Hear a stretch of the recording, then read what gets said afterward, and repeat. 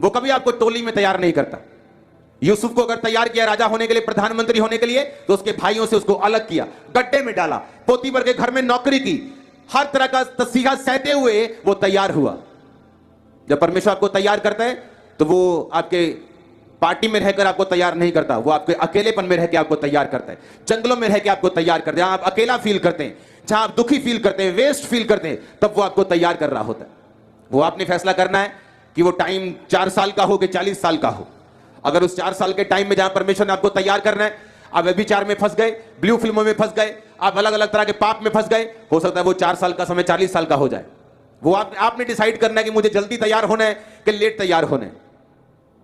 इजराइलियों का समय थोड़े दिन का था। स्टडी कोई तीन दिन का बताता है, कोई 40 दिन का बताता है, लेकिन बाइबल कहती है 40 साल वो जंगलों में फिरते रहे, इसलिए कि हर बार परमेश्वर की परीक्षा करते रहे। अगर परमेश्वर जिंदा है तो ये करके दिखाए, अगर वो जिंदा है तो ये करके दिखाए, अगर परमेश्वर जीवित है तो पानी देके दिखाए, मीट देके दिखाए, हर टाइम परमेश्वर की परीक्षा करते रहे, पाप में करते रहे, बछड़ों की पूजा करते रहे, हर टाइम परमेश्वर को गुस्सा दिलाते रहे। और परमेश्वर कहता है 40 साल वो जंगलों में फिरते रहे और वही नाश हो गए। उनकी पीढ़ी जो थी वो कनान देश में गई। हमें ऐसा नहीं करना। अगर चर्च में आते हैं तो उसका असर आपकी लाइफ में होना चाहिए। अगर हम चर्च में आते हैं तो ये वचन का असर हमारी लाइफ में होना चाहिए कि परमेश्वर के साथ अगर हम वफादार हैं तो वो उस वफादारी के साइलेंट टाइम में, वेस्ट टाइम में, लोनसम टाइम में, अकेले टाइम में, इरोमोस जंगल में वो आपको बिल्ड कर रहा होगा।